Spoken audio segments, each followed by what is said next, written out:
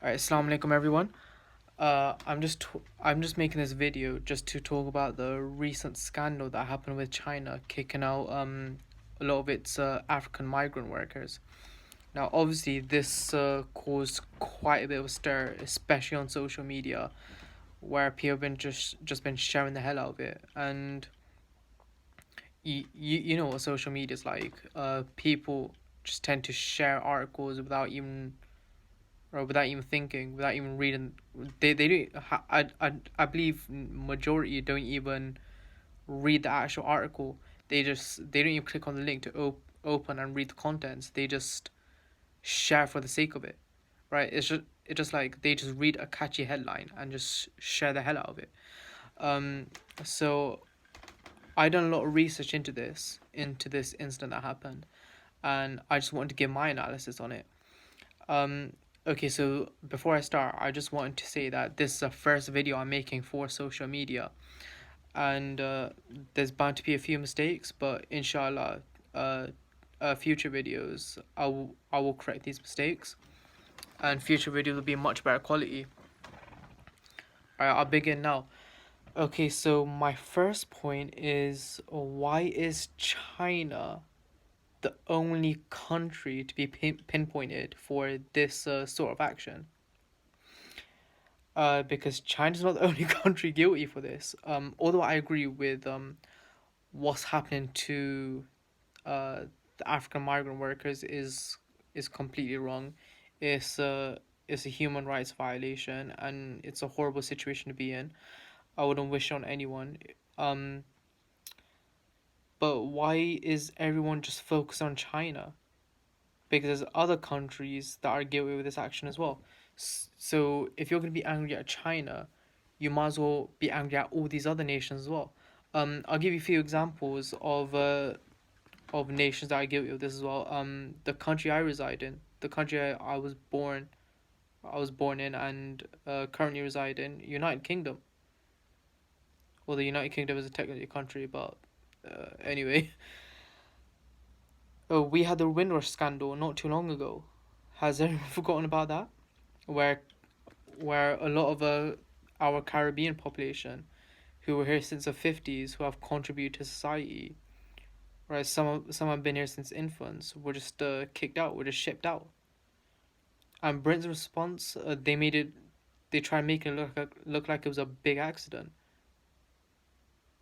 That's one country.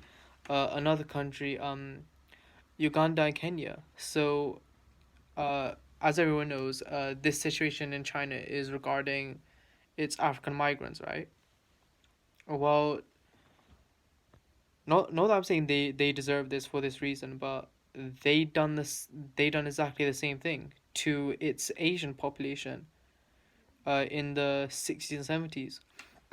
So uh, uh so here's a little anecdote that my dad was telling me. So when my dad first moved to the UK in 1967, I believe.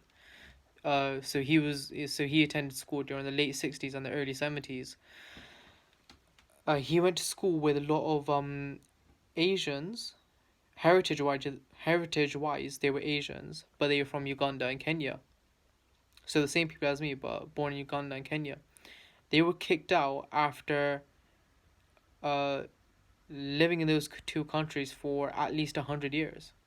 So what happened is, like with India, the British were getting kicked out in Africa, and all the population with British passports were just kicked out, right?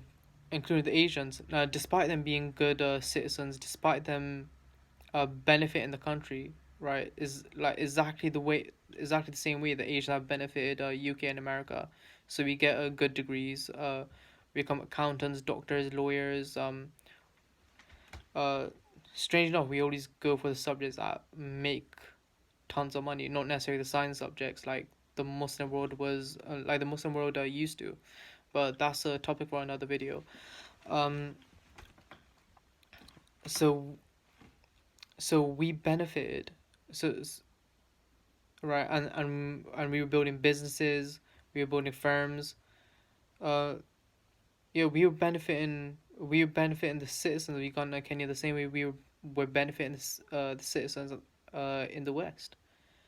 But regardless, they were still kicked out after 100 years of being there. Not just a couple years or a couple weeks or a couple months. Over 100 years, over a century. Right? Majority of them were born there. So another country, my country of origin, Pakistan. So back in 2017, 2018, there was a little dispute between Afghanistan and Pakistan, where Afghanistan was blaming Pakistan on I think training mujahideen or something like that. Uh, it was a while ago since I read this article, so I can't remember exactly. Um, and then Pakistan retaliated by blaming its Afghan refugees for a lot of crime that's happening, a lot of the drug dealing that's happening in the city, a lot of suicide bombing. Not sure if that's true or not. Uh, and Pakistan was in the midst of kicking out 3 million of its Afghan refugees for that reason, due to the political dispute between Afghanistan and Pakistan. Uh, luckily they didn't do it. Uh, and another country is Japan. So Japan had a large South American population, mainly Brazilian population in the noughties. So that's from the year 2000 to the year 2009. That's known as the noughties. Uh, yeah, Japan kicked them out because, according to Japan, they were bringing in a lot of crime. They were causing a lot of trouble. They were drug dealing. They were into prostitution, probably like murder and stuff like that. Japan kicked them all out. But how many people are talking about that?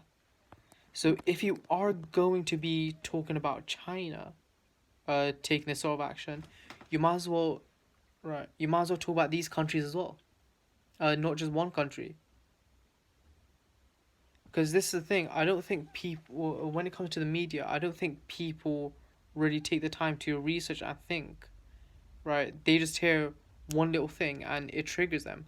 Like for example, they'll hear the word African, which is what the media is doing on purpose, right? To trigger people.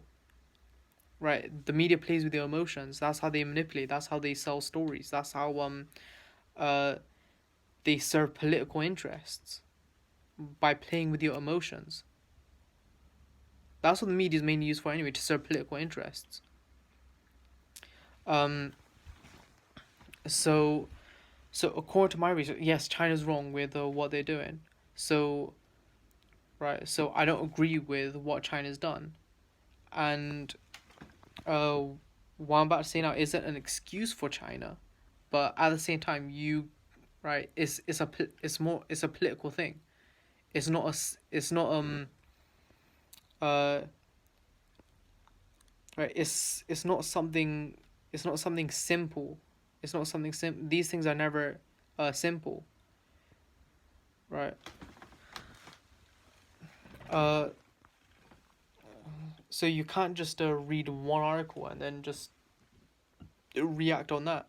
So I think what China's doing, they're stereotyping the African migrants based off of the Nigerian community, and not to say all Nigerians are like this, but uh, Nigeria has a large gang network, an international gang network. So they have networks in the UK, they have networks in America, and I'm not sure how big the network is, but there's a network in China as well. And I remember I was watching this one channel on YouTube called ADV. So basically, what is it? It's a collaboration between two different YouTubers, Western YouTubers. One's from South Africa, one's from Canada. Two Western YouTubers who have settled in China, and they basically talk about uh, in a very unbiased manner the issues with China, so on and so forth. And they were touching on this scandal that happened, and they go in a way people are blowing it out of proportion a bit. So something similar happened in 2018 as well, which didn't get which didn't get caught on as much. So what's happening now is exactly like I was saying. They're stereotyping the African based on the Nigerian community, and the South African one, the South African YouTuber that was speaking, he goes right, he goes that there's not one Nigerian in right in China that he knows that's not a drug dealer, right? That's not into crime, right? So that's how big the gang network is in Nigeria. Like it's right, like if you see a Nigerian there, most likely he's into crime. I'm not saying all Nigerians are like this, but there's just that. But the gang network has set a stronger foothold, or they're trying to set a strong foothold. So, and a lot of these people are causing crime. They're causing havoc. So is China, especially being a country that's been isolated. Same with Japan. Japan's been very isolated, very uh okay, maybe not isolation, but homogenous, right? Homogenous. So China's sort of like been its own thing for since inception, since it started, which is like 5,000 years ago. So since then, it's always been like sort of its own thing. It's never really had to deal with a large group of foreigners in its own country before. It's very new to China. It's extremely new to China. They've had trade relations, especially with the Muslim world, which is actually pretty interesting. But I'll touch that in another video. So China's been so yeah, China's been quite China's never really had the experience with foreigners on its domestic soil, if that makes sense. So all this is pretty new to China. So yeah, it wasn't the right thing China done. It was a dumb move as well because it's right. It's made China look bad as well, especially with the Western media trying to find anything to dig at China, right? Because they don't want an Eastern power, a non-white power, to take hold, to become a superpower, something that can challenge the West. Right, right. They're scared of anything that threatens that threatens or challenges their power. So they're trying anything. They can't take China on directly. So they're trying to really undermine China's reputation, trying to destroy China in the minds of people, if that makes sense. And so yeah, that wasn't really smart move uh of China. Um, I'll touch on this briefly in this video, and I'll expand on it in my next video. So just like there's a lot of propaganda with the Muslims, there's a lot of propaganda with the blacks. There was propaganda with the Irish. There's also a lot of propaganda with China, especially due to the fact that China was never fully colonized. They were robbed, they were pillaged, uh, but they were never conquered. They were never colonized, unlike India and the Muslim world and Africa. China was never colonized, and a, a lot of the stereotypes that you hear, a lot of things that you hear about China, they're 200-year-old stereotypes, mainly by the British. Same with stereotypes about the Muslim world. So for example, Islam being a violent religion, Islam oppressing women, that's not something that took hold after September 11th, 2001. That's a 200-year-old stereotype.